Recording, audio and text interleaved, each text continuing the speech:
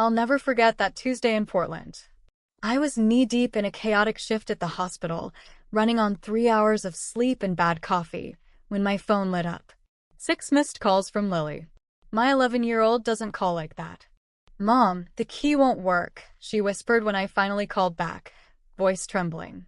"I think Grandma changed the locks. It's pouring out here." I left work mid-shift with one sentence to my supervisor: family emergency. The drive home through the downpour was a blur of fear and fury. When I pulled into the driveway of the house I'd grown up in, the one Dad left us in, there was Lily, curled up on the porch like a lost kitten, soaked to the bone, backpack clutched to her chest. I ran to her, wrapping my jacket around her freezing body. "I'm sorry, Mommy," she mumbled. "You did nothing wrong, baby." The porch light flicked on. The door cracked open, and there stood my mother, Maggie, wine glass in hand, with my half-sister Olivia hovering behind her. "Rachel? What's going on?" Mom asked, like we were interrupting her book club. "You changed the locks and left my daughter outside in the rain?" My voice was steel. Mom sighed. "We needed space. Olivia's family is moving in full-time. It's better this way." Olivia nodded, looking fake concerned. Less tension for everyone. I stared at them, the women who'd made me feel like an afterthought my whole life. Olivia, the golden child from Mom's first marriage.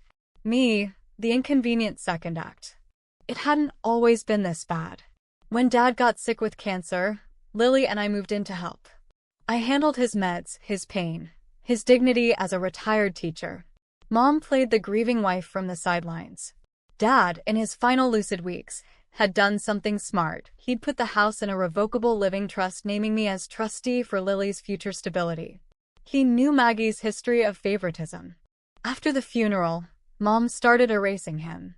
New paint, new furniture for Olivia's kids. Then the locks.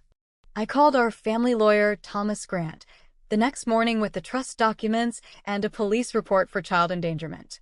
In Oregon, leaving a kid out in the elements isn't just mean. It's illegal. The legal process was swift but exhausting. Mom contested, claiming undue influence, but the judge saw the facts. The sheriff's eviction notice came within weeks. On moving day, I waited on the sidewalk as deputies enforced the order.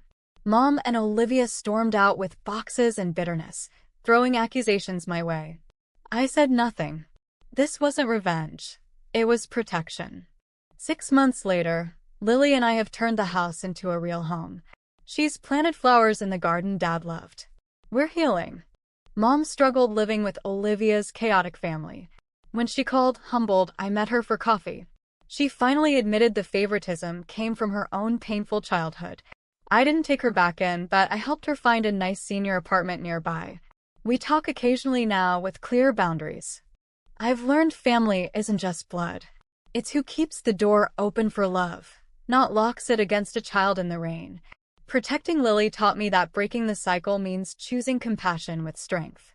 We're building something better, one peaceful day at a time.